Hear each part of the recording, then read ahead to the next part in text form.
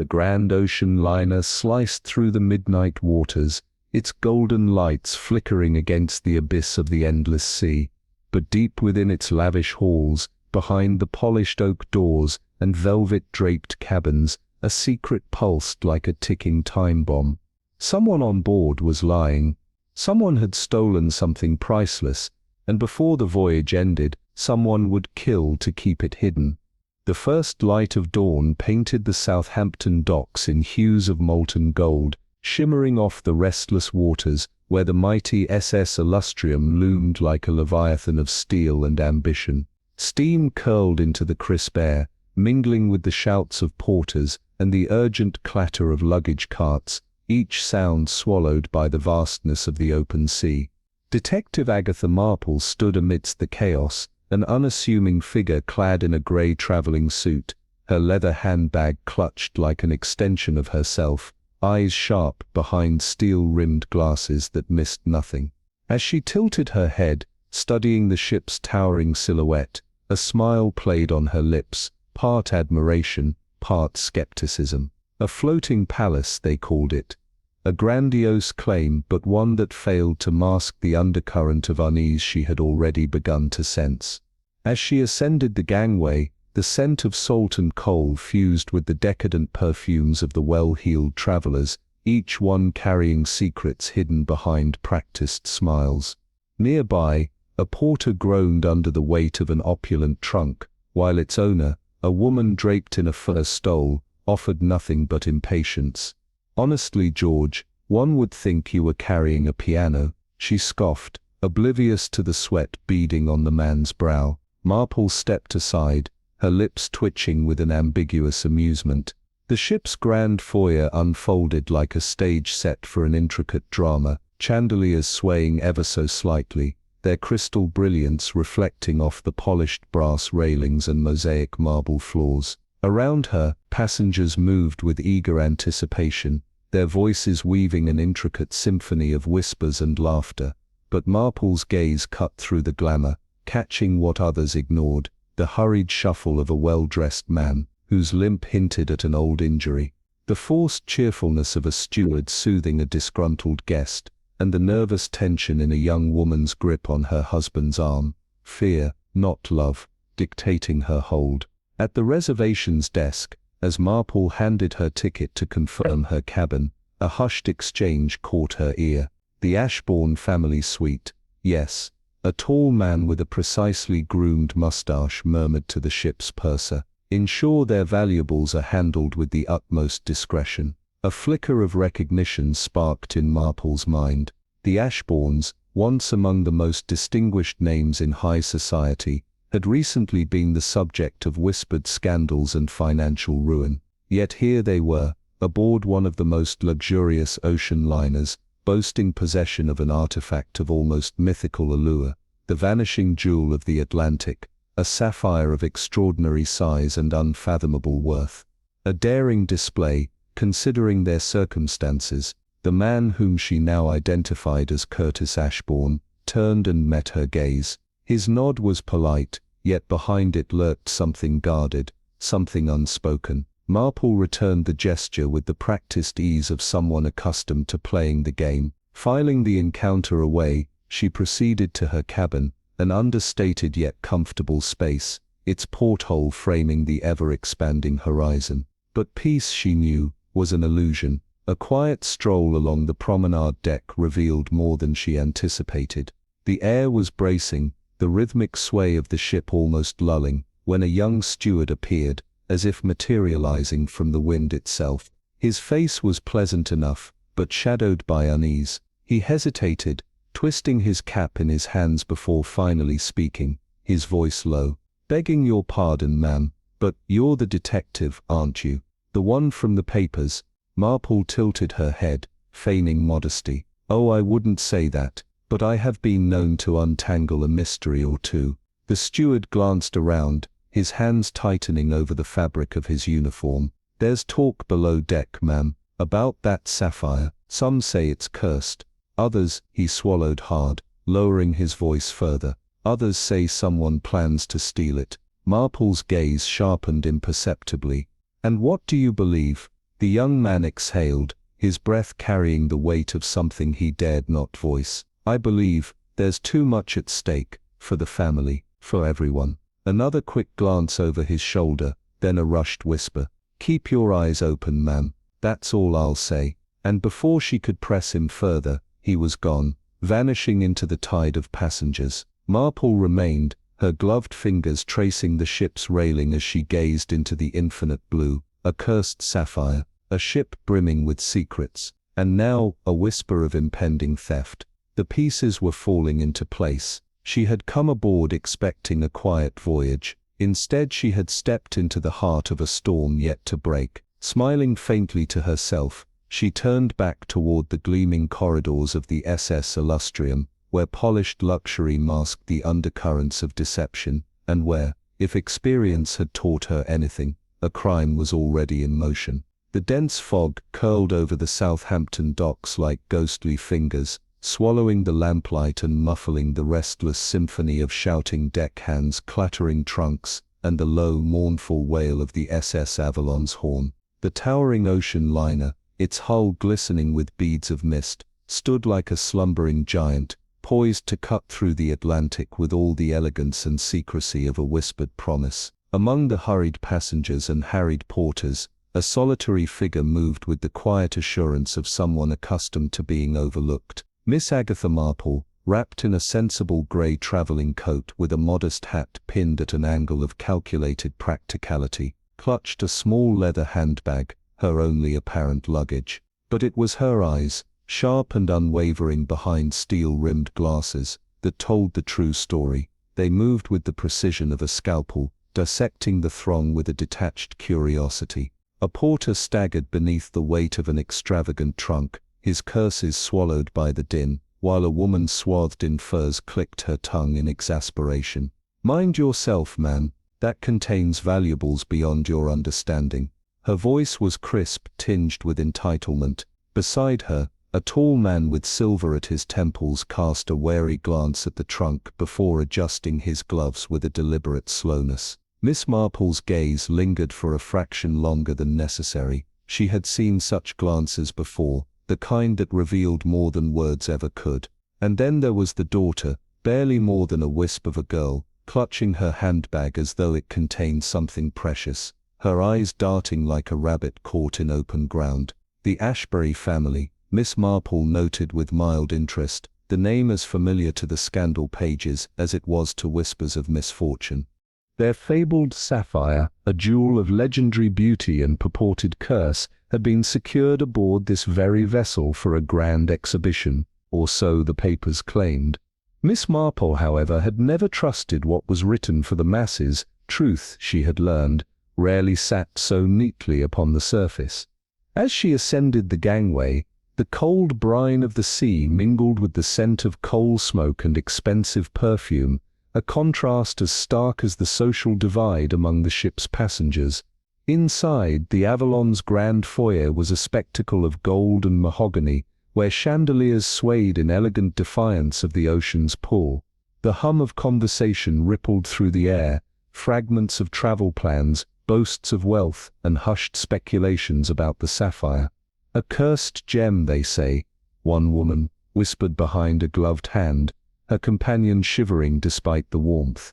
"Every family that's owned it has met ruin." A nervous laugh followed.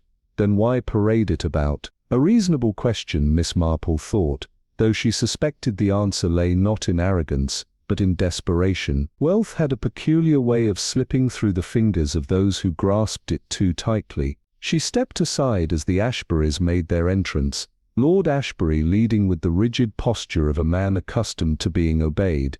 Lady Ashbury followed, her movements deliberate, her expression a mask of composure, but it was Cordelia, their daughter, who intrigued Miss Marple most.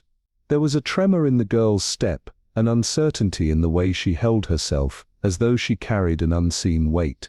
And then, just as the family moved past, a whisper of movement, a figure cloaked in the shifting crowd, watching the Ashburys with an intent that sent a flicker of unease down Miss Marple's spine. The ship's polished brass might gleam, and the laughter of the privileged might ring through its halls, But beneath the surface, the first ripples of something darker had already begun. The dense fog clung to the Southampton docks like a ghostly veil, swirling in lazy tendrils around the hurried feet of porters, heaving trunks and crates onto the colossal gangway. The mournful bellow of the SS Celestia's horn split the thick morning air, a sound both commanding and foreboding, as if heralding the beginning of something far more than a simple voyage. Voices, some clipped with authority, others thick with exhaustion, melded into the rhythmic cacophony of an embarkation well underway. Passengers in finely tailored coats and extravagant hats paraded up the gangway, their boots striking a steady rhythm against the steel, unaware or perhaps willfully ignorant of the weight of history pressing upon this voyage. At the periphery of the commotion stood Miss Evelyn Harrow, her modest grey travelling suit perfectly pressed, her gloved fingers curled around the worn handle of a small leather handbag, the only luggage she deemed necessary. To an untrained eye, she was merely another unassuming woman, perhaps a governess or a widow of modest means. But those who knew her, or rather those unfortunate enough to cross her path, understood that behind those observant eyes lay a mind as sharp as a scalpel. Her gaze flitted across the scene with quiet precision, noting details that others dismissed. The subtle tremor in a steward's hands as he struggled with a particularly weighty trunk, the nervous flick of a young woman's eyes toward the imposing silhouette of a man who, until now, had remained motionless in the mist. The almost imperceptible way Lord Charles Blackwood's hand tightened around his silver-tipped cane as a uniformed officer approached him. Ah, so it begins. The Blackwood family, their name once synonymous with unimaginable wealth and prestige, now teetered on the precipice of ruin.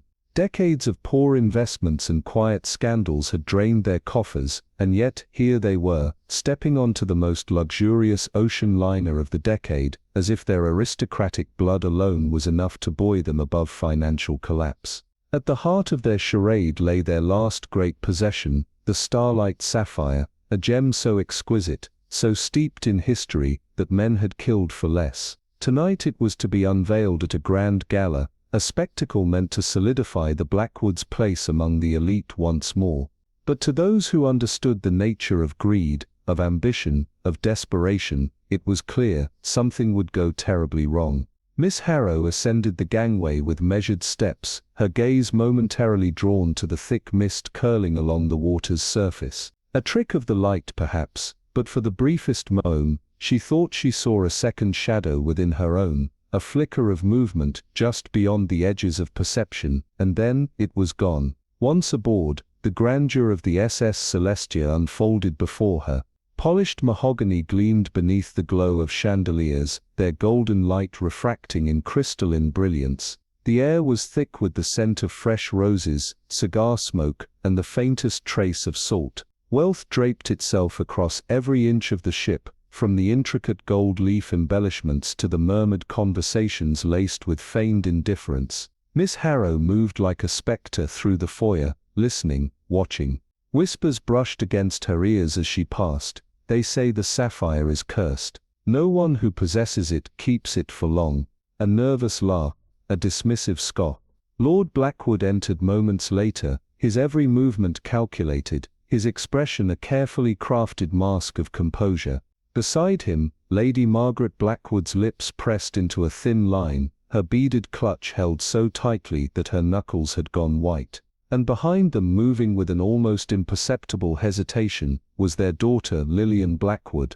Unlike her parents, Lillian was no actress. Her unease was palpable, manifesting in the restless way her fingers toyed with the delicate chain around her throat. She was watching someone, or perhaps waiting for something. Miss Harrow tilted her head slightly, her lips curving into the faintest of smiles. The pieces were already in motion, the undercurrents of deception, of fear, running deeper than they seemed. And as the final call for boarding rang out across the docks, she had the strangest feeling that this voyage would be anything but ordinary. The SS Celestia shuddered as it pulled away from the shore, the mist swirling in its wake as though reluctant to release its hold. Below, figures on the dock faded into obscurity, their cheers and farewells swallowed by the hum of the engines. And in the distance beneath the shadow of the great ship, a lone figure stood unmoving, watching, waiting. By nightfall, someone would be dead. To her lips. And then, as if on cue, the Langford family made their entrance. Lord Sebastian Langford, silver-haired and sharp-eyed, moved with the bearing of a man who had once commanded respect, but now carried the weight of something unseen, a burden carefully hidden behind an impeccably tailored suit. Beside him, Lady Vivian Langford, draped in pearls and the illusion of effortless grace, smiled in the way only women accustomed to secrets could. Their daughter, Miss Clara Langford, followed a step behind, her delicate features set in a mask of composure, but there was something in her gaze, something restless, searching. Their arrival sent a ripple through the crowd, a shift in the atmosphere so subtle that only the most observant would notice. And Miss Graves noticed everything. The steward who approached them bowed slightly lower than necessary, his voice carrying a note of urgency. Lord Langford's nod was curt, his fingers tightening over the railing just briefly before he let go, as though steadying himself. Lady Langford's gloved hands smoothed over her gown, a gesture too precise to be unconscious. Miss Clara hesitated at the base of the stairs, her eyes flickering toward the far end of the room where a shadowed figure slipped through a side corridor unnoticed by most, but not by Miss Graves. And then, as the family moved deeper into the gathering, a voice from the corner reached her ears. "I heard the estate's drowning in debt, and that sapphire, their last gamble, a cursed gem some say," another voice whispered. "Every owner met with misfortune, and now they bring it here? A temptation, don't you think?" The words hung in the air like a discordant note in the waltz. Miss Graves did not turn toward the speakers, nor did she linger. There was no need. The seed of suspicion had already been planted. As the ship's horn bellowed its final call, and the SS Elysium set sail into the night, the glittering world within its walls continued, oblivious to the darkness gathering beneath the surface. And Miss Eleanor Graves, with a faint knowing smile, stepped into the swirling tide of passengers, her mind already weaving the strands of a mystery that had only just begun. A sharp chime rang through the lavish halls of the SS Elysium, its crisp note cutting through the low hum of conversation like the strike of a blade. Stewards moved with quiet efficiency, their white-gloved hands gesturing passengers toward their designated muster stations for the mandatory safety drill. The grand foyer, which only moments ago had been a sea of effortless elegance and polite murmurs, shifted as guests reluctantly obeyed, their laughter and conversation growing momentarily louder before dissipating into the ship's corridors. Miss Eleanor Graves, ever composed, followed at an unhurried pace, her sensible heels tapping lightly against the polished marble floor. Near the base of the grand staircase, her sharp gaze flicked toward a fleeting moment, a flash of discord in an otherwise choreographed world. Lord Langford, his typically controlled expression momentarily fraying, gestured sharply toward his wife, his voice too low to hear but his tension unmistakable. Lady Vivian Langford, whose every movement was usually precise and poised, clutched the fabric of her gown a fraction too tightly before smoothing it down with practiced grace. The exchange lasted only a breath before they retreated back into their carefully constructed facades, but to Miss Graves, it was a whisper of something unraveling beneath the surface. The ship had barely set sail, and already secrets were stirring. As the passengers were guided toward the promenade deck, the air grew crisper, the scent of salt mingling with the faint trace of expensive perfumes still clinging to the departing crowd. The ocean stretched into endless darkness, the last traces of sunlight dissolving into the horizon, but inside the SS Elysium, the night was only beginning. In the grand salon, a space designed for admiration and indulgence, chandeliers cast golden reflections onto the polished parquet floors, their glow competing with the deepening dusk outside the tall windows. A jazz trio on the small stage warmed up their instruments, the tentative notes weaving through the murmurs of anticipation. At the room's center, velvet ropes encircled a raised display case, its glass pristine, its purpose undeniable. Soon, It would house the famed azure star, a sapphire of legendary worth, and whispered curses, set to be unveiled in an exhibition that had already ignited more speculation than the voyage itself. Seated at an unassuming table along the room's edge, Miss Graves stirred a cup of tea she had long forgotten, her focus instead on the currents of movement around her. Lord Langford stood rigidly by the display case, overseeing the final preparations with the air of a man desperately holding something together. He checked the placement of security detail, his fingers twitching against the cuff of his sleeve in an otherwise unreadable gesture. Lady Langford, adorned in an emerald gown that shimmered with every slow step, drifted among the guests with a smile that never quite softened her eyes. And Miss Clara Langford, youthful and radiant in silver, moved through the room with a delicate grace that did little to mask the way her gaze repeatedly sought out the display case, as if she were drawn to it by some unseen force. Just as Miss Graves made note of this, another figure entered the room, his presence quiet yet undeniably magnetic. Edward Calloway, tall, impeccably dressed, and moving with the ease of a man who belonged everywhere and nowhere at once, scanned the crowd with an interest that was too sharp to be casual. There was something in his gaze, an analytical precision that Miss Graves recognized in herself, a man who observed more than he spoke. He approached her table with a slow, deliberate confidence, inclining his head in greeting before speaking in a voice as smooth as the champagne being poured at the bar. "A remarkable evening, wouldn't you say?" His tone was light, but his eyes carried the weight of something unsaid, though I suspect for some, it may prove to be an evening of unforeseen complications. Miss Graves regarded him with a faint smile, her own voice measured. "Complications, Mr. Calloway." He returned the smile, though it never quite reached his eyes. A gem of that magnitude has a way of attracting the wrong sort of interest. Desperation, greed, recklessness. It's a dangerous combination, don't you think? She let a brief pause linger before replying, her fingers resting lightly against the rim of her cup. "Human nature, Mr. Calloway, has always been far more dangerous than any jewel. A sapphire cannot plot." His chuckle was low, but the flicker of amusement in his expression was fleeting. His gaze drifted toward the display case, where Lord Langford now stood stiffly beside the ship's security personnel. "True enough," Calloway mused. "But I believe the plotting has already begun," and as the evening unfolded, the SS Elysium sailed further into the unknown, its passengers unaware that before the night was over, the brilliance of the azure star would not be the only thing to vanish into mystery. The grand salon of the SS Elysium had transformed into a mesmerizing stage, where chandeliers cast fractured reflections upon the gilded walls, and the delicate clink of crystal glasses wove into an uneasy harmony. The guests sat in breathless anticipation, their eyes locked onto the velvet-draped pedestal at the center of the room. Tonight, they would witness the unveiling of one of the most legendary jewels in existence, the Azure Heart, a sapphire of such rare beauty that its history was steeped in both admiration and whispered rumors of misfortune. Yet, amidst the thrill of expectation, there was one observer who was watching with an entirely different intent.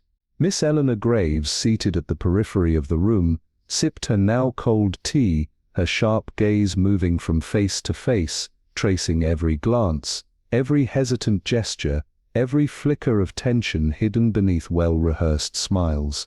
The true mystery, after all, was never the jewel itself, it was the people surrounding it. At the center of the spectacle stood Lord Alistair Langford, the evening's host, and the patriarch of a family whose fortunes were rumored to be teetering on the edge. Clad in a perfectly tailored suit, he carried himself with the composure of a man accustomed to control, though his hands betrayed him, fingertips pressing just a fraction too tightly against the velvet cloth that concealed the sapphire.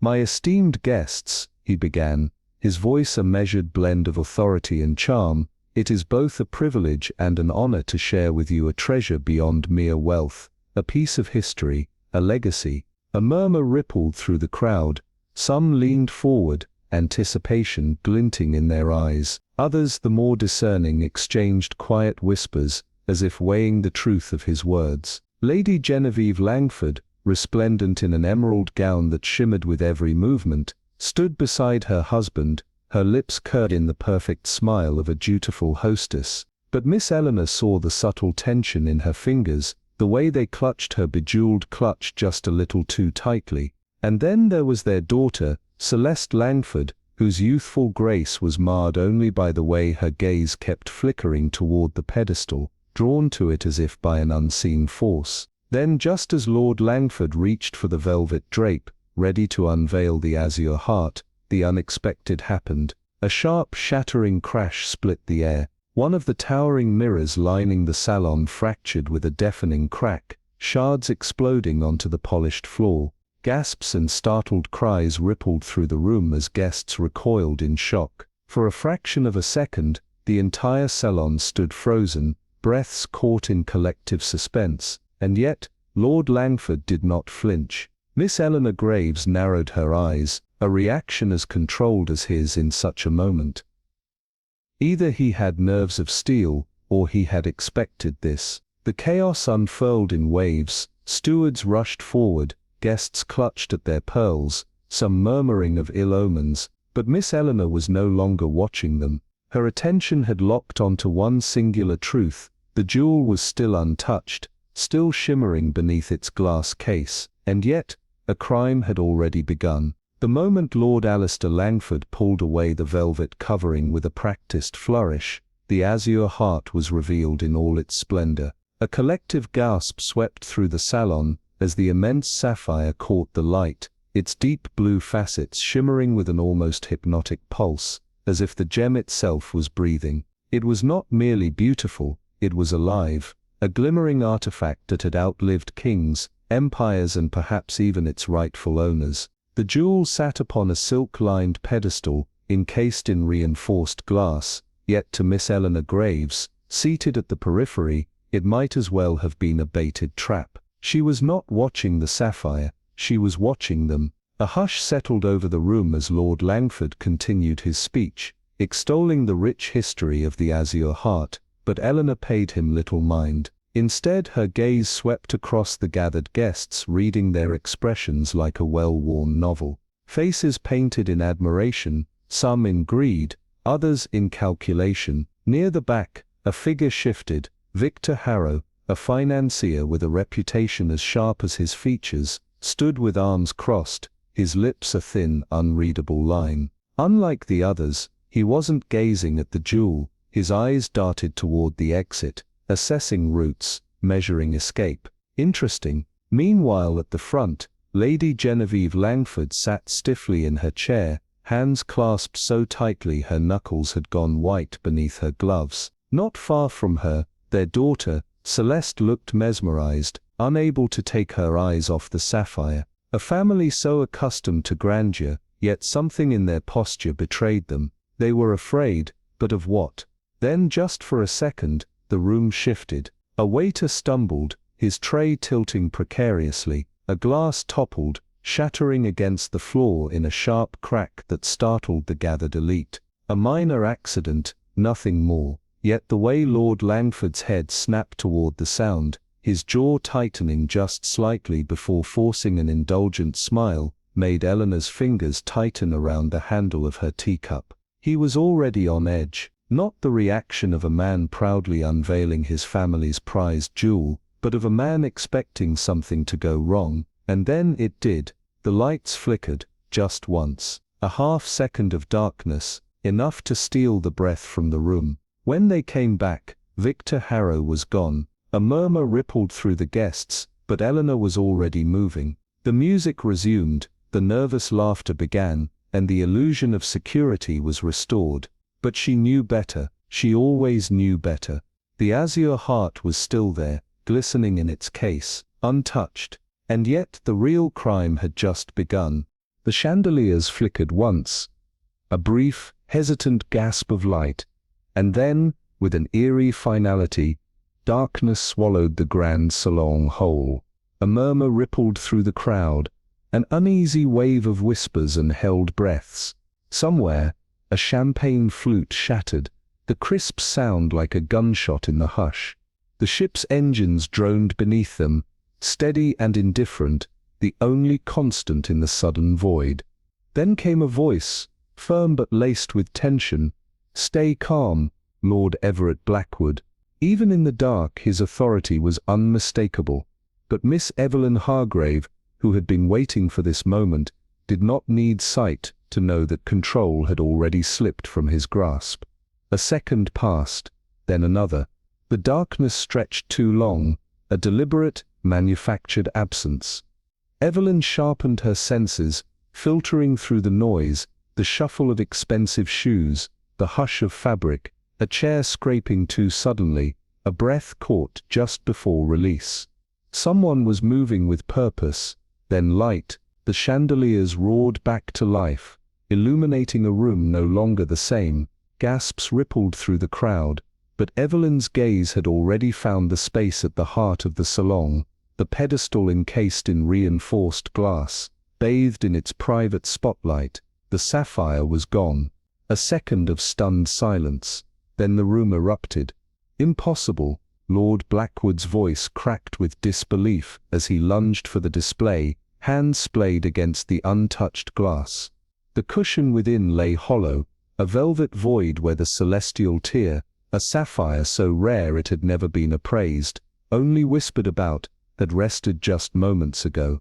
Lady Blackwood let out a choked gasp, clutching at the pearls at her throat, while their daughter, Genevieve, swayed, her complexion turned deathly pale. "It's gone," someone murmured, horror lacing their voice. It was right there. The Blackwoods weren't the only ones reacting. Evelyn was watching the others. Near the back of the room, Julian Wakefield remained curiously still, his expression unreadable, his hands tucked neatly into his pockets. At the far corner, a steward stumbled onto the stage, his face ashen. I saw someone," he stammered, pointing toward the dim edge of the room. Just before the lights returned, a shadow. "They must have," he trailed off, the weight of accusation in the air. "Absurd," snapped Lord Blackwood. The case was locked, secured, but his certainty wavered, his hand still resting against the glass. No cracks, no forced entry, no sign of intrusion. Captain Elias Montrose arrived swiftly, his crisp uniform adding an air of authority to the rising unease. His voice carried across the salon, cutting through the static of fear. "No one leaves," he ordered, "until we understand what has happened." The order struck like a gavel, the doors shut with a quiet click, sealing the guests inside with their mounting suspicions. Evelyn, standing on the periphery, remained silent. She had already seen it, the one thing no one else had noticed, a single faint smudge at the edge of the glass case, barely visible under the glare of the chandeliers, a sign that someone had been exactly where they shouldn't have been. She turned, her gaze sweeping the room with the slow, measured patience of a hunter. Eyes darted from one face to another. Who was already sweating, who was standing too still, who had been waiting for this very moment to unfold. Captain Montrose's eyes landed on her, a brief hesitation, then Miss Hargrave. His voice dropped, edged with something between request and command. "I believe you have a knack for untangling matters such as these." Evelyn's lips curled ever so slightly. "A modest one, Captain." His expression remained unreadable. "I suspect modesty won't be necessary tonight." She exhaled, slow and measured, before taking a step toward the empty display, her fingers grazing the cool edge of the untouched glass. The sapphire had not vanished. No, something like the celestial tear didn't simply disappear, it had been claimed. The only question was by whom, and why did she already have the distinct feeling that this wasn't the end, but merely the beginning? Evelyn Hargrave sat in the dimly lit confines of Captain Elias Montrose's private quarters, the air thick with the scent of aged mahogany and brine.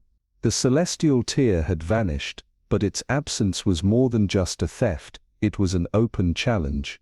The captain sat across from her, his broad shoulders tense, his fingers laced together atop the polished desk, Beyond the single fogged porthole, dawn had begun to stir, but inside this room, the night's shadows still lingered. "You understand the gravity of our situation," Montrose stated, his voice controlled, but edged with the weight of responsibility. Evelyn's gloved hands rested lightly in her lap, her posture relaxed, too relaxed for a woman thrust into such a crisis. "A stolen gem," she mused, her voice smooth, contemplative. "A ship teeming with suspects. A thief who, if they are as clever as they appear, has already planned their escape before we even set foot in New York." A single muscle in Montrose's jaw twitched. "Precisely, which is why I need you," he exhaled, running a hand over his face before leveling her with a sharp gaze. "Security will handle their inquiries, but you see things differently. I need that." "We all do." Evelyn allowed a small knowing smile. "A flattering assessment, Captain. But why would you trust me?" His expression remained unreadable, though his answer came without hesitation. "Because you haven't asked the obvious question yet." Evelyn tilted her head, intrigued. "And what question is that?" Montrose leaned forward. "How did the thief open a case that was never unlocked?" A charged silence hung between them. Evelyn had noticed it. The glass had been intact, no signs of tampering, no forceful entry, yet the sapphire had ceased to exist before their very eyes. A disappearing act performed in the heart of a crowded room, precise, deliberate, impossible. "Interesting," she murmured, breaking the silence, "and yet the answer isn't so impossible, if you consider the right perspective." Montrose arched a brow. "Which is?" Evelyn rose gracefully, smoothing the front of her tailored coat, her eyes drifting to the fogged porthole as though she could already see the puzzle assembling itself beyond the horizon. "The only trick worth performing is one that ensures the audience is looking the wrong way." She turned back to face him, her expression cool and composed. "I'll need access, unrestricted, to the passengers, the staff, and most importantly to anyone who was standing too close yet looking too far." Montrose considered her for a long moment before nodding. "Done. But discretion is paramount. If word of this gets out, panic will spread before we reach the shore." She finished for him. "I know, Captain. And a desperate thief is far more dangerous than a careful one," he exhaled, rubbing his temples. "Where will you start?" Evelyn picked up her gloves from the armrest, slipping them on with measured ease. "With those who have the most to lose." A pause, then a knowing glance. "And those who have already planned what happens next." She strode toward the door, her mind already dissecting the web of deception that had begun to tighten around the ship. Somewhere on this vessel, someone had rewritten the rules of the game, but they had made one crucial mistake. They had done so in the presence of Evelyn Hargrave, and she never played a game she didn't intend to win. As Evelyn Hargrave stepped into the hushed corridor outside Captain Montrose's office, she allowed herself a moment to breathe in the charged silence. Somewhere aboard the SS Elysium, a thief believed themselves victorious, but she knew better.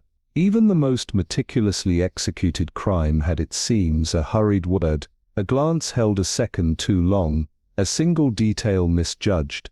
Her gloved fingers brushed absently against the brass railing as she made her way toward the grand atrium, where whispers of scandal and speculation had already begun their inevitable spread. The celestial tear had vanished, but in its absence it had left something far more valuable, a trail. Stepping through the archway, she found the once opulent ballroom transformed into a stage of unease.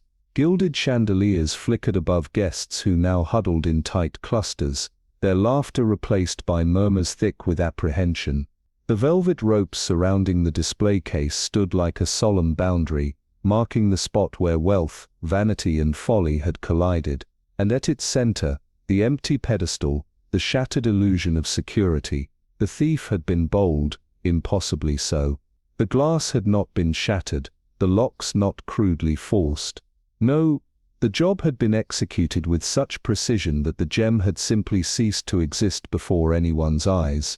It was not just a theft, it was a statement. Evelyn let her gaze sweep the room, cataloguing every detail, the way Lady Ashcombe clutched her pearls with knuckles turned white, the restless pacing of Cordelia Ashcombe, too frantic, too desperate, too rehearsed.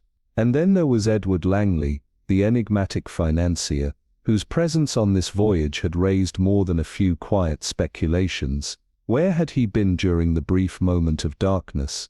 And why did his posture betray a tension he so carefully sought to mask? Adjusting her hat with a measured motion, she approached the empty display case, her touch featherlight as she examined the smudges on the glass. The edges bore no signs of brute force, only the faintest imprint of something, a tool perhaps, slender and precise enough to disengage the lock without disturbing the surface. A clean theft practiced. Not the work of a desperate opportunist. This was the hand of a professional. A nervous steward lingered nearby, his small notepad trembling slightly in his grasp. She did not acknowledge him just yet. Instead, her gaze flickered toward Lady Ashcombe, who had finally lifted her head, her expression drawn and pale. The Ashcombe finances, Evelyn suspected, were in far worse condition than whispered rumors suggested. A family that once dripped in luxury now clinging desperately to appearances. Then a sharp intake of breath. "I wasn't there." Cordelia's voice cut through the silence, brittle with anxiety. "I had stepped away just for a moment. I didn't see anything." Evelyn turned, her expression unreadable. Stepped away, her voice was soft, but there was weight behind it. Cordelia's throat bobbed as she swallowed. "To the powder room." "But I know how this looks." A long pause, then a whisper, one not meant to be heard. "You don't understand," Lady Ashcombe murmured, her voice barely audible. "That sapphire, it wasn't just an heirloom, it was everything." A single tear traced the delicate line of her cheek. Evelyn held the moment, turning it over like a coin in her mind.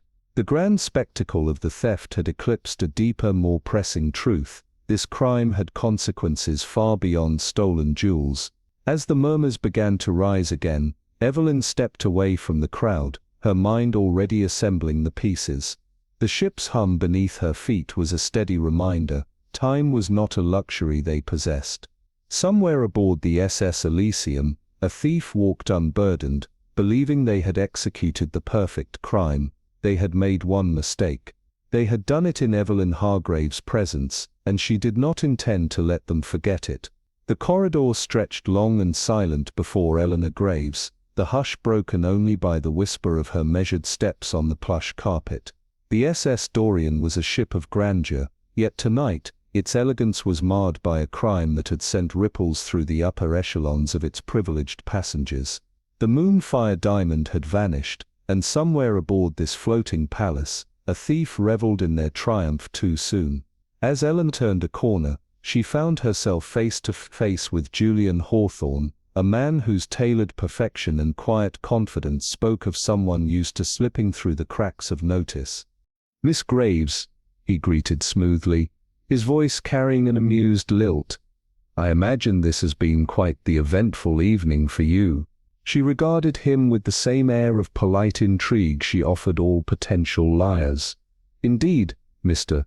Hawthorne," she replied, tilting her head just slightly. "One wonders what sort of mind could orchestrate such a feat." His lips twitched, the flicker of something unreadable passing through his gaze. "A bold one, certainly, though I imagine such expertise does not come without experience." Eleanor let the words settle, the weight of unspoken implications hanging between them. "You sound as though you've given the matter some thought," she observed. He chuckled, as if they were discussing a parlor trick rather than a grand theft, and made a small dismissive gesture. "Locks, mechanisms, security. I've always found them fascinating. A puzzle, really, but my expertise ends at curiosity, I assure you. A lie, too smooth, too practiced." "Idle curiosity," she echoed, her tone so light it barely touched the air. "And where, if I may ask, were you when the lights failed?" His smile did not falter, but something in his posture shifted, a near imperceptible hesitation. "I had stepped out for air. The crowd was stifling." How fortunate, Eleanor mused. to be spared the confusion. Their eyes held for a moment too long before Hawthorne inclined his head. "I imagine you will unravel this mystery in no time, Miss Graves. You strike me as someone who sees far more than she lets on." "An old habit," she replied smoothly, her own smile revealing nothing. As he excused himself, his movements measured but swift, Eleanor stood still, watching his departure, her fingers tapping lightly against her handbag. His words had been careful, but careful men often miscalculated just how much they revealed. His knowledge of security systems, his deflection, his conveniently absent alibi, all were threads to be pulled, knots to be unraveled, and yet he was not the only enigma aboard this ship. The theft of the Moonfire diamond had done more than rob a display case of its prize. It had unmasked desperation, ambition and secrets long buried beneath civility. As she made her way toward the Ashford suite, where the once glorious family now clung to their last vestiges of prestige, she noted the faded grandeur that surrounded their name. The heavy drapes, the once exquisite furniture now bearing the telltale marks of age and haste. Lord Everett Ashford stood by the ornate fireplace, his fingers tightening around a crystal glass of aged brandy as she entered.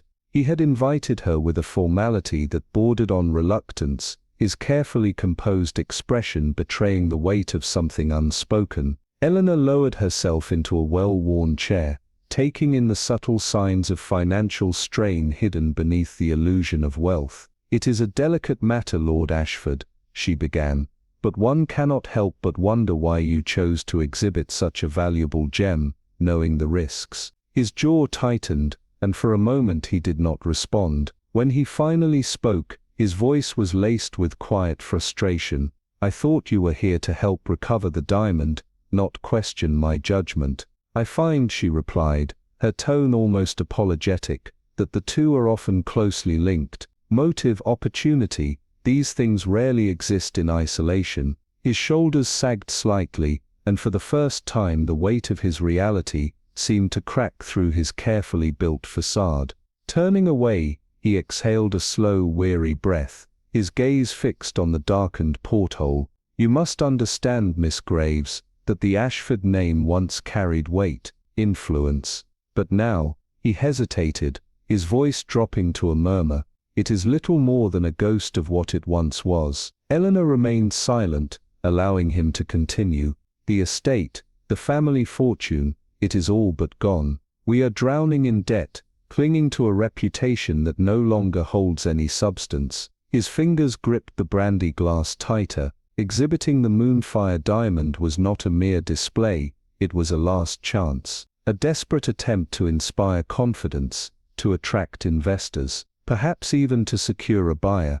Eleanor watched him carefully, her mind turning over the implications. Desperation was a dangerous thing. It could lead a man to foolish risks, or calculated betrayals. The theft was no ordinary crime, it was a move on a larger, unseen chessboard, one where every player had something to lose. The only question that remained, who had the most to gain? As Eleanor stood to leave, the weight of the night pressed heavier upon her shoulders. A thief walked among them, thinking themselves victorious, but they had made one fatal mistake. They had underestimated Eleanor Graves, and she did not intend to let them remain hidden for long. The flickering lanterns in the dimly lit corridors of the SS Dorian cast long restless shadows as Eleanor Graves stepped further into the heart of the ship's mystery. The theft of the Moonfire diamond had torn open more than just the lavish display case. It had unraveled a web of secrets, greed and desperation that wove through the grand halls and dark underbelly of this floating palace. The weight of it pressed against her thoughts as she stood in the private suite of Lord Everett Ashford, watching him with the kind of piercing gaze that had unsettled far sharper men. He sat hunched in a leather armchair, a brandy glass trembling in his grip, his once impeccable composure cracking beneath the weight of what he had just admitted. A buyer. Eleanor's voice was quiet, but laced with steel. Lord Ashford's pale face gave away his turmoil before he even spoke. "Yes," he exhaled, the single word heavy with regret. "I had considered selling it. There was interest. An anonymous party reached out before we set sail. His fingers gripped the armrests, his knuckles white. But I never agreed to it, Miss Graves. I would never have arranged for it to be stolen. His voice faltered, and he buried his face in one hand, the other still clinging to the brandy. That gem was our last hope.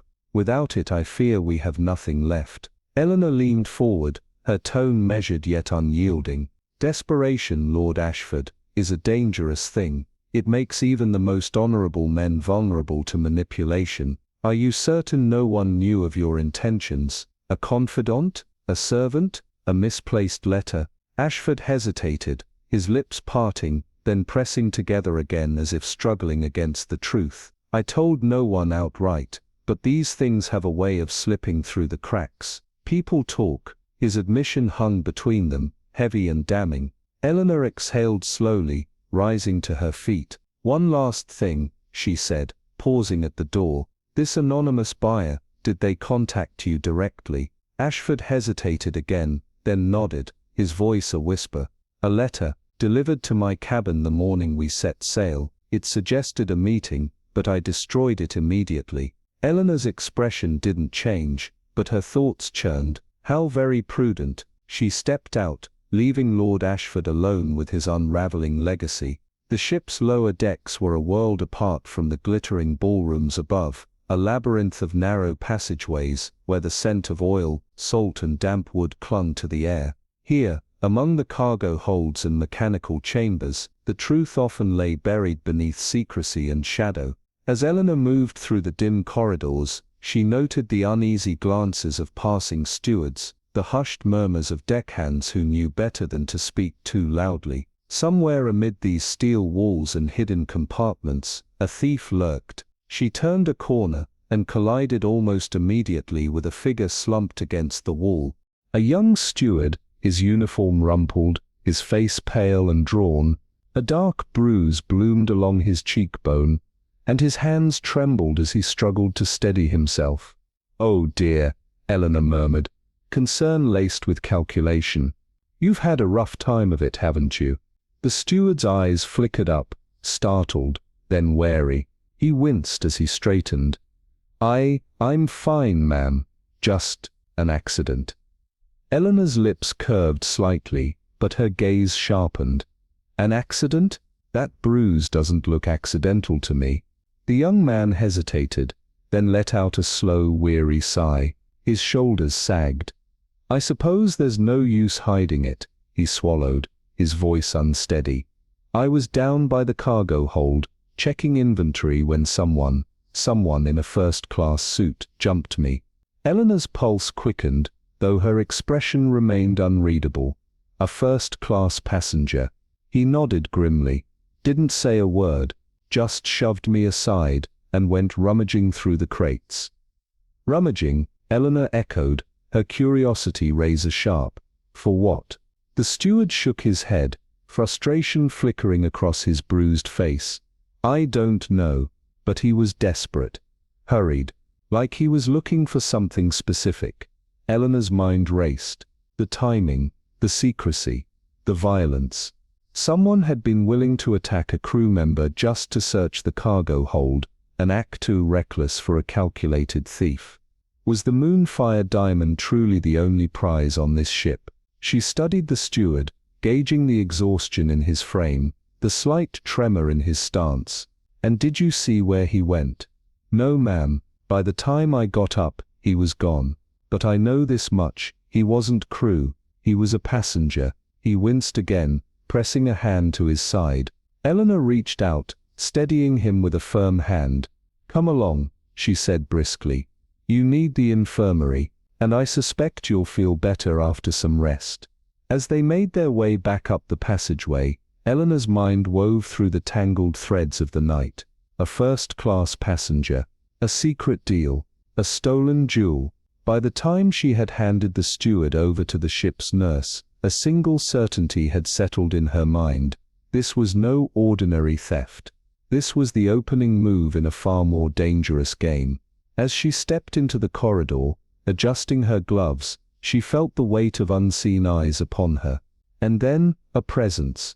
Just ahead, Leaning nonchalantly against the wall, stood Julian Hawthorne. His tailored suit was immaculate, his posture relaxed, but there was something in his gaze, something calculating, assessing.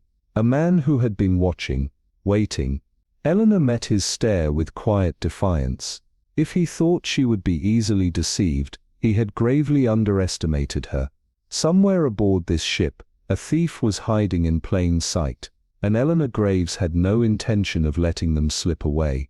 The grand ocean liner sliced through the midnight waves, its polished decks gleaming under the cold silver of the moon. The air was thick with salt and secrecy, a silent witness to the undercurrents of deception rippling beneath the vessel's opulent facade. Eleanor Graves, a woman of sharp perception and an unshakable mind, stood by the railings of the promenade deck, the gentle night breeze teasing the edges of her silk gloves. She had spent decades unraveling the tangled webs of deceit, but this was different. Somewhere aboard this ship, danger lurked, not as a distant possibility but a present, breathing force. Her thoughts were interrupted by the quiet shuffle of footsteps behind her. She turned slowly, her gaze cool and assessing as a man emerged from the dim light of a lantern, his presence neither abrupt nor entirely expected. Maxwell Finch, a gentleman of charm that concealed something far more calculating, inclined his head with a smirk that didn't quite reach his eyes. "Miss Graves," he murmured, his voice as smooth as the sea at dawn, "I didn't take you for someone who enjoys solitary midnight musings." Eleanor's lips curved in a measured smile. "And I didn't take you for someone who appears in places he has no reason to be." Finch chuckled, a rich sound that masked its own wariness. "You wound me. Can a man not admire the beauty of the open sea?" "A man can," Eleanor agreed, her tone light but her eyes hard. "But a man who was seen lingering near the cargo hold hours ago, and then outside the infirmary door, just minutes past, his reasons must be far more intricate." Finch tilted his head slightly, amusement flickering in his dark gaze. "My dear Miss Graves, you do have a talent for placing people in the most intriguing of situations they have placed themselves in." She countered smoothly. "Let's not pretend coincidence is at play here. The missing artifact, the unfortunate steward who was assaulted, the hushed whispers among the crew, every string leads back to you in some way. Tell me, Mr. Finch, are you simply a bystander in this mystery, or are you its orchestrator?" His smile faltered. "If only for a breath of a second, that is a bold accusation." "I don't make accusations," Eleanor corrected. "I make observations, and what I observe is a man too carefully positioned within this puzzle to be mere decoration." Finch exhaled through his nose, an almost silent laugh. He stepped closer, the faint scent of expensive cologne, and something sharper, gunpowder perhaps, clinging to him. "And what if I told you, Miss Graves, that I am here for reasons that would serve your curiosity well? That my business aboard this ship may align more with your own than you realize?" Eleanor didn't flinch, though the weight of his words settled heavily between them. "Then I would say that trust is a currency not easily spent. And I would wonder," her voice dropped just slightly, her gaze pinning him in place, "if you truly seek to uncover the truth, or to bury it deeper." Finch held her gaze for a long moment, his expression unreadable. Then, with a slow, deliberate bow of his head, he stepped back into the shadows. "Until we meet again, Miss Graves," he murmured before vanishing into the quiet hum of the ship. Eleanor remained motionless, her pulse steady, her mind whirring. The game had begun in earnest, and the pieces were shifting swiftly. Whatever secrets Finch carried, she would unearth them.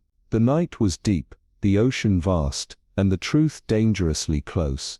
The ocean stretched endlessly beneath the ship's prow, its obsidian depths reflecting the fractured silver of the low-hanging moon. A cold wind whispered through the vast emptiness of the promenade deck, teasing at the hem of Evelyn Blackwood's coat, as she walked with measured precision, her sharp gaze locked onto the lone figure, leaning against the rail. Nicholas Vane was a man of careful postures, always appearing at ease, yet never truly at rest. His silhouette, etched against the moonlit waves, exuded an air of quiet control, a man who knew more than he let on. Evelyn had watched him throughout the voyage, noting his peculiar tendency to appear wherever intrigue thickened, a shadow in the wake of secrets. She approached, her footsteps deliberately softened against the polished wood. "A beautiful night, Mr. Vane," she murmured, her voice carrying just enough warmth to veil the steel beneath. He turned slowly, a smirk tugging at the corner of his mouth, though his eyes gleamed with something unreadable. "Miss Blackwood, a pleasure as always. What brings you to the deck at such an hour? Restless thoughts? Observation?" she corrected smoothly. "A habit I find rather useful. And you, Mr. Vane? I wouldn't peg you as a man who indulges in idle stargazing." His smirk didn't waver, but the slightest flicker in his expression betrayed something sharper beneath. "Oh, you wound me," he drawled, turning his gaze back to the sea. "Perhaps I merely enjoy the serenity of the open ocean. Or perhaps," she countered, stepping closer, "you find the quiet useful for other purposes, such as avoiding unwanted attention." His chuckle was low, edged with something almost dangerous. "You give me too much credit, Miss Blackwood." "Do I?" Her tone remained poised, but her eyes, dark and discerning, missed one thing. A man seen near the cargo hold mere hours before a theft. A man loitering outside the infirmary when a certain steward was attacked. And now, standing alone beneath the moonlight, wearing the guise of a man without a care in the world. "Curious, don't you think?" Vane exhaled through his nose, his amusement dimming just a fraction. "You're not easily distracted, are you?" "Never," she said simply. Silence stretched between them, the wind carrying the distant murmur of the ship cutting through the waves. Then, with a slow, measured movement, Vane turned fully to face her. "And if I told you," he said, voice quieter now, "that my reasons for being here might align more closely with yours than you suspect?" Evelyn arched a single brow, considering him.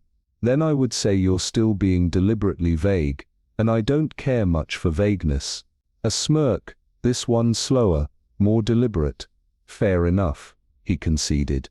Then, lowering his voice, he added, "I'm here on business, Miss Blackwood. The kind of business that involves men who don't like their affairs scrutinized. I imagine you understand that well enough." "I understand many things," she replied. "But what I fail to understand is whether you are a hunter or merely another piece on the board, waiting to be sacrificed." He laughed, the sound softer now, yet still edged with something impenetrable. "Perhaps both," he mused. "But tell me, Miss Blackwood, if I were a piece, wouldn't you already know who was moving me?" Evelyn didn't answer immediately. Instead she studied him, every shift in his stance, every flicker in his gaze. Then at last she smiled, a knowing, secretive thing. "Oh, Mr. Vane," she murmured, turning away, "I intend to find out," and with that she walked past him, her steps unhurried, her mind already piecing together the strands of a mystery that ran deeper than she had anticipated. Behind her, Nicholas Vane remained by the rail, watching as the darkness swallowed her silhouette, a ghost of a smile lingering on his lips. The game had only just begun. The moonlight cast a silver spell over the restless sea, its glow reflecting off the ship's polished railings like a whispered secret. The night carried a peculiar tension, the kind that only those searching for hidden truths could sense. Eleanor Graves rested her hand on the cold metal, her fingers tracing its smooth surface as if trying to decipher the unseen forces at play.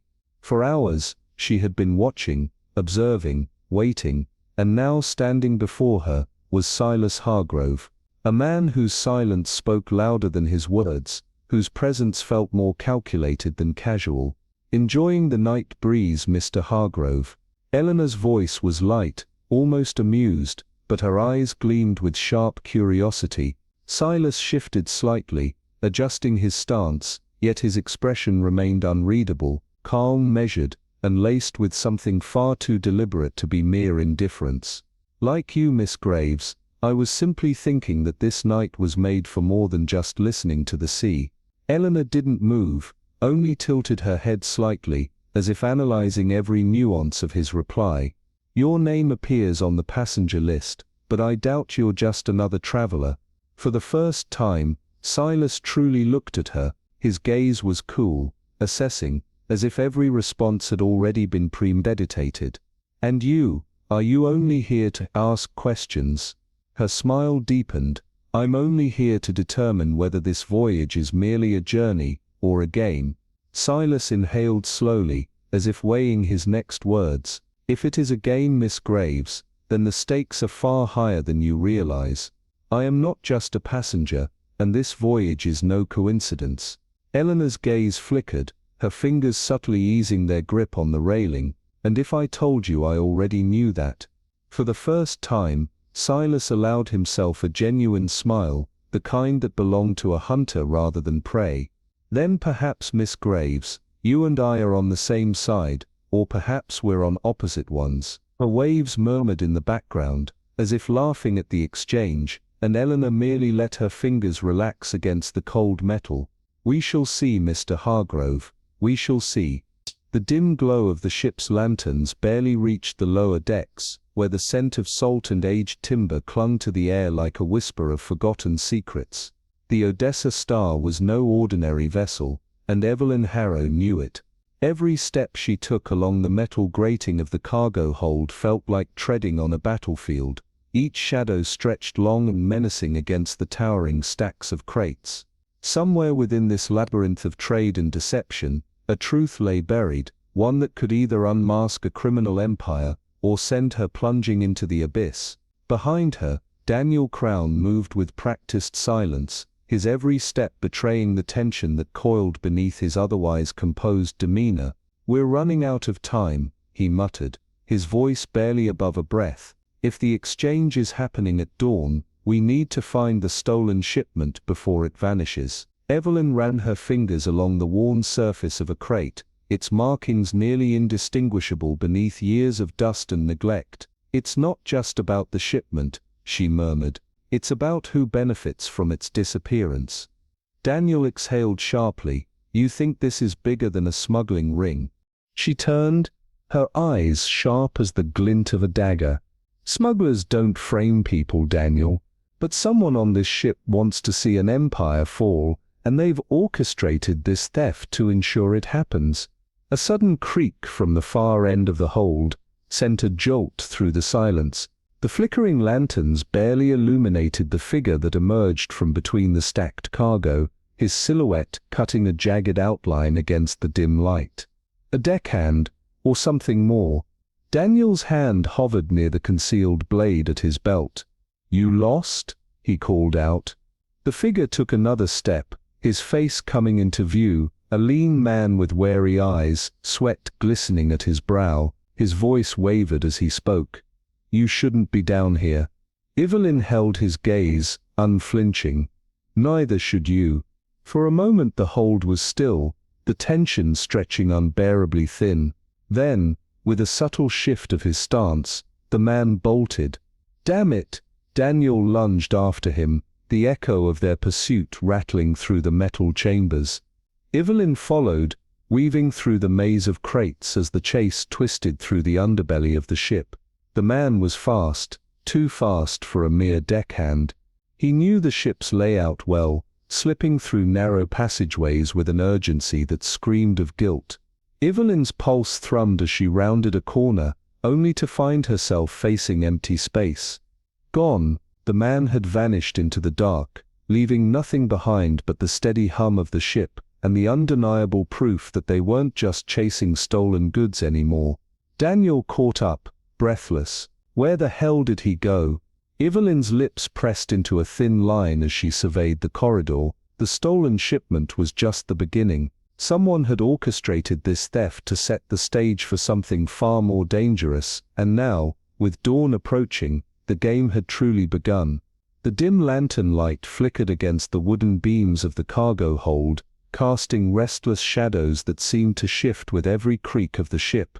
Eleanor Vance pressed herself deeper into the narrow space between stacked crates, her breath steady but her pulse thrumming like a war drum.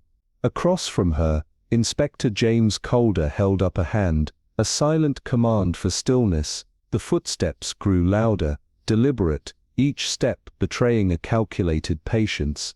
A figure emerged from the darkness, tall and draped in an unremarkable coat, yet his movements were precise, his intent sharp as a blade. He reached for a crate, prying it open with practiced efficiency. His fingers ghosted over its contents, searching, and then a sharp curse escaped his lips. Whatever he sought, it wasn't there. Without another moment's hesitation, he turned and vanished back into the labyrinth of cargo. Eleanor let out a slow exhale. "He's looking for something specific," she murmured, brushing the dust from her sleeve as she emerged from hiding. "Not just any contraband, something important." Calder's jaw tightened, "and something he's willing to take a risk for, which means we're closing in." The Ashford estate had once stood as a beacon of wealth and prestige, but now, its very name carried the weight of scandal. Within the dimly lit study, Lord William Ashford sat rigidly in a leather chair, his hands gripping the arms with the desperation of a man on the edge of ruin. Lady Margaret Ashford paced the room, her silk gown swishing against the floor in restless agitation. Eleanor's presence was quiet but commanding as she stepped forward, leveling her gaze at the beleaguered nobleman. "Tell me, Lord Ashford," she said calmly, "who exactly was this mysterious buyer you intended to meet?" He hesitated, his fingers twitching against the upholstery. "A man approached me, said he knew of our troubles, that he could help." His voice cracked on the word. "The price was humiliatingly low, but I had no choice." Lady Ashford halted mid-step, her eyes flashing with betrayal. "You were willing to sell it, the family's legacy." Ashford closed his eyes. "I thought I was saving us." Eleanor leaned in, her voice edged with quiet intensity. "And now the gem is gone, and the buyer has disappeared. Tell me, Lord Ashford, did you ever see his face?" A pause, a flicker of memory, then barely above a whisper, he said, "No." Calder, standing near the fireplace, exhaled sharply. "That's because he never intended to buy it. He intended to take it." The lounge bar was nearly empty, the rich scent of aged whiskey curling through the air as glasses clinked softly behind the counter. Calder sat across from Eleanor, his expression unreadable. "The name Ashford gave us matches an alias we've come across before, a man known as Elias Kincaid." He swirled the amber liquid in his glass. "Smuggler, thief, and if our suspicions are correct, a man who doesn't operate alone." Eleanor tapped her fingers lightly against the table. "He's clever, but he's made one mistake." Calder lifted a brow. "And what's that?" She smiled faintly. "He underestimated us." The air between them crackled with quiet resolve. The game was far from over, but now they were the ones setting the rules. And by sunrise, Elias Kincaid would learn that even the best thieves could not outrun the truth. The polished oak desk gleamed under the soft glow of the cabin's overhead lamp, its rich surface marred only by the weight of the conversation unfolding. Eleanor Vance sat with practiced ease, her hands folded neatly as she faced Captain Sterling Graves, a man whose deep-lined face spoke of years at sea. Across the cabin, Inspector James Calder stood by the porthole, his silhouette carved against the dawn-hued waves beyond. The hum of the ship's engines pulsed beneath them, a rhythmic, steady heartbeat amidst the tension thickening in the room. "You want me to do what?" Graves exhaled, his fingers drumming against the armrest of his chair. "Leak information to the passengers." "That's highly irregular, Miss Vance. Dangerous even." Eleanor met his gaze, her voice calm but edged with resolve. "It's a necessary risk, Captain. We are not dealing with a common thief. We are dealing with someone who is precise, calculating, and desperate. If we wait for him to make his move, the opportunity may slip through our fingers. But if we control the narrative, we can force his hand." Calder nodded, arms crossed over his chest. "He's right here, on this ship, Captain. And he knows we're closing in. The only way to flush him out is to make him believe there's something more, something worth taking another risk for." Graves hesitated, his stern gaze shifting between them, then exhaled sharply. "And you're certain this will work?" Eleanor tilted her head slightly. "Desperation, Captain, is the great revealer of intent." A long pause, then finally, Graves nodded. "Very well, but I want this handled quietly. No panic, no reckless moves." "Of course," Eleanor assured him, "this will be precise. A game of patience. And trust me, Captain, our thief is running out of time." The grand lounge shimmered under the soft golden glow of the overhead chandeliers. Mahogany panels reflected the ambient light, giving the room an almost ethereal warmth, though beneath the surface, a different kind of tension crackled in the air. The murmur of polite conversation flowed around the clinking of glasses, but Eleanor Vance was not interested in idle pleasantries. She sat near the far end of the room, the embroidery in her lap, nothing more than a prop, her keen eyes drifting across the gathering like a predator studying its prey. Across from her, Calder leaned against the bar, his whiskey untouched, his casual stance disguising his watchfulness. And at the heart of it all, playing his part with measured ease, was Lord Victor Blackwood, dressed impeccably in a midnight blue suit. Blackwood's voice carried just enough to be overheard as he spoke to his acquaintance. "One must be cautious," he mused, taking a sip from his glass, "particularly with valuables of significant historical importance. Fortunately, my family heirlooms are quite secure." His words were bait, cast into the sea of eavesdropping ears, and Eleanor, ever the silent observer, did not miss the way one particular figure stiffened at the remark. A man, tall and sharply dressed, with a meticulously groomed mustache, hesitated mid-motion, his drink hovering just short of his lips. Then, with a calculated nonchalance, he approached. "Pardon my intrusion," the man said smoothly, his accent touched with the lilt of the continent, "but I could not help overhearing. You speak of heirlooms, Lord Blackwood. Might I inquire further?" Blackwood offered him a pleasant smile. "Ah, monsieur, Renard," the man supplied with a small practiced bow. "Lucien Renard." Calder's grip on his glass tightened, his mind already racing. Eleanor remained utterly still, but she knew, the name was an alias, but the man behind it was real. Lucien Renard, known smuggler, master of deception, and the very man they had been waiting for. Blackwood gestured for him to sit, his demeanor unbothered. "Tell me, Monsieur Renard, what is it you wish to know?" Renard's smile did not quite reach his eyes. "A mere professional curiosity, Lord Blackwood. I happen to be a collector of rare artifacts myself, and I always have an interest in unique acquisitions." His words were measured, probing, testing the waters, and Ellen, ever perceptive, saw it for what it was, a thief searching for his next mark. The moment was delicate, razor-thin in its balance, and then with the slightest tilt of her head, she gave the signal. Calder moved without hesitation, stepping forward and placing a firm hand on Renard's shoulder. "I think that's quite enough, Renard." The smuggler's body stiffened beneath his grip, but he did not panic. Instead, his lips curled into a slow, knowing smile. "Ah," he murmured, "so the game begins." Eleanor allowed herself the faintest of smiles. "No, Monsieur Renard," she corrected gently, "the game ends. The dim glow of the cargo holds lanterns cast long flickering shadows against the towering crates, their wooden surfaces etched with markings from distant ports.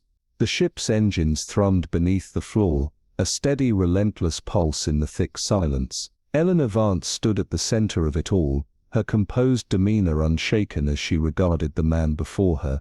Lucien Renard sat slumped against a crate, his wrists bound, his usual air of charm reduced to a thin veneer barely masking his frustration. Inspector Calder stood nearby, his stance rigid, while two crewmen flanked the exits, their postures tense, ready. "You know what you've done."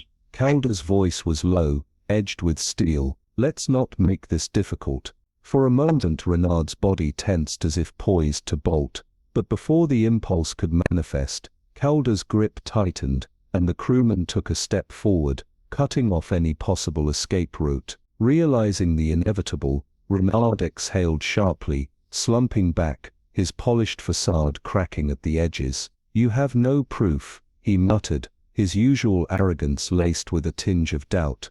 "Perhaps not yet," Eleanor said, stepping forward, her voice smooth yet unyielding. "But we don't need proof, do we? Not when everything else fits so perfectly. Your interest in the Blackwood heirlooms, your presence near the cargo manifest, the conveniently timed questions about the ship's security. A man like you is precise, Monsieur Renard, but even precision leaves a pattern." A flicker of something unreadable crossed his eyes, a twitch of his jaw, the smallest betrayal. "Even if you've caught me," he said slowly, "you'll never find it." "Oh, but we will," Eleanor countered, her gaze unwavering.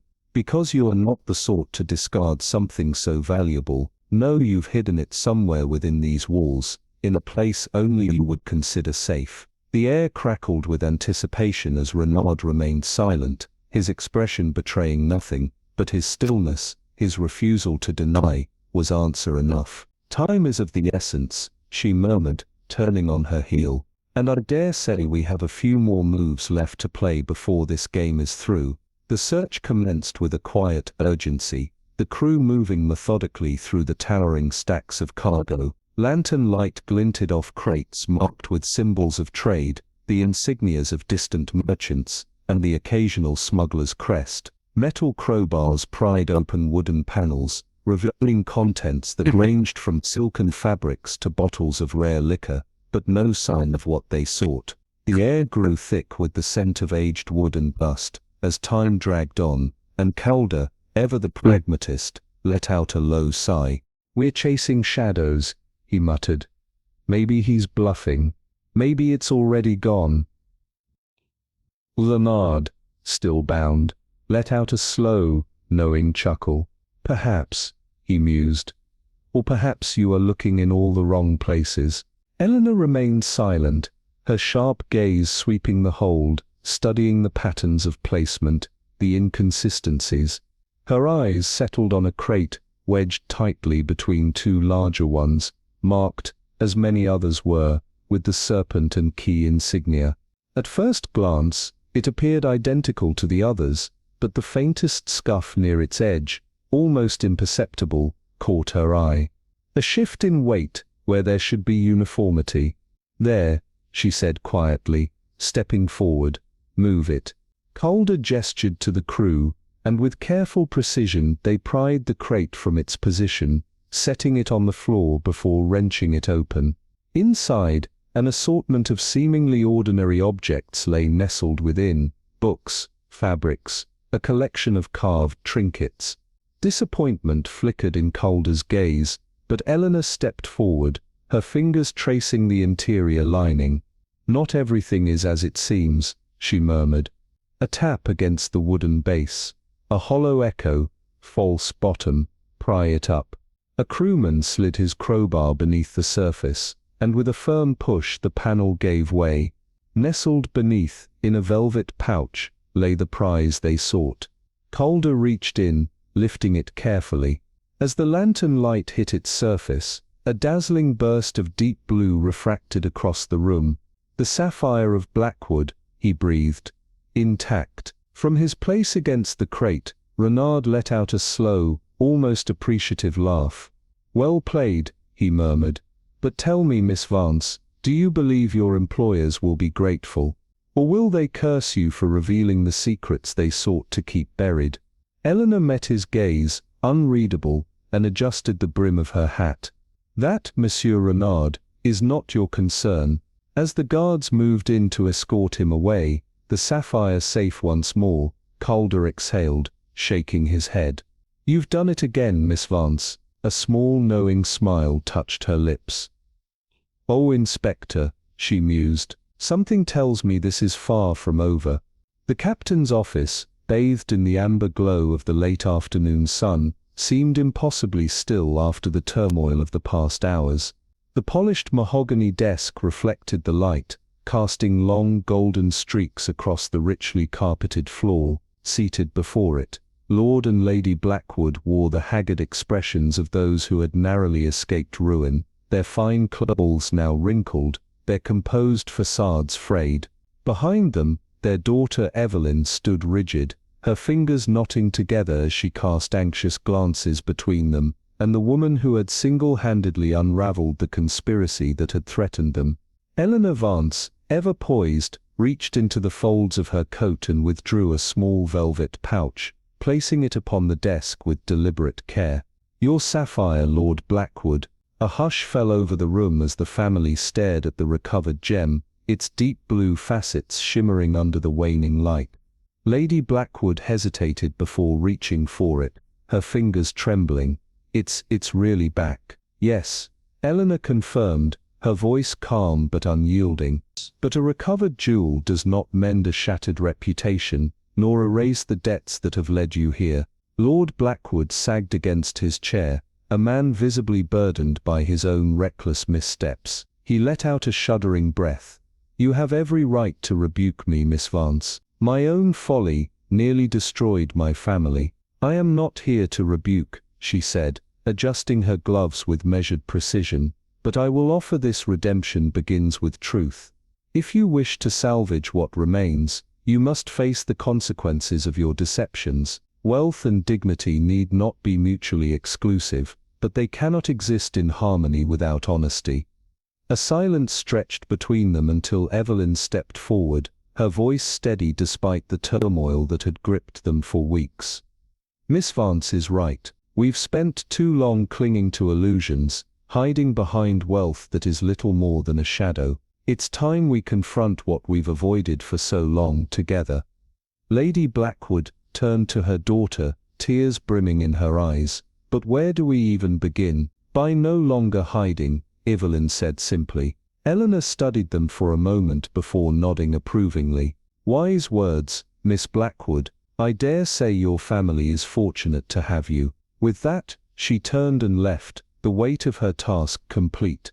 The air in the office remained heavy, but for the first time in a long while, a glimmer of hope stirred beneath the burden of disgrace. The deck of the SS Ardell gleamed under the morning light, the salty air crisp with the promise of a new beginning. The city of New York stretched out ahead, its towering skyline etched against the pale blue sky, the gleam of glass and steel catching the rising sun. The ship moved steadily toward the docks, the sounds of the waking city growing louder with every passing second. Eleanor stood at the rail, watching as the horizon narrowed. Beside her, Calder leaned against the wooden railing, his coat flaring slightly in the breeze. "Another case closed," he mused, the hint of a smile playing at the corner of his lips. "Though I have to admit, you make it look effortless." She glanced at him, amusement flickering in her eyes. "Not effortless, Inspector, simply quiet." Calder chuckled, shaking his head. "You're a difficult one to impress, Miss Vance. Ever considered taking up a more permanent role in this business?" She tilted her head slightly. "I am content as I am, thank you. Besides, I am simply a woman with an appreciation for puzzles." "Puzzles you solve better than most," he said, pushing off from the railing. "But I'll let you keep your secrets." As the ship slowed, aligning itself with the dock, the city's cacophony of life surged up to meet them. Distant shouts, the clatter of carriages, the unmistakable hum of a world that never truly slept. Calder straightened. "I've got a smuggler to hand over to the authorities. And you, I imagine, have other mysteries to ponder." Eleanor smiled, glancing once more at the skyline. "Always, Inspector." As Calder descended the gangway, she lingered a moment longer, watching the city unfold before her. The sapphire was safe. The culprit was in custody. Justice in its own quiet way had been served. For now, that was enough. With one last look at the horizon, she turned, vanishing into the bustling crowd with the practiced ease of someone who had, once again, restored order to chaos.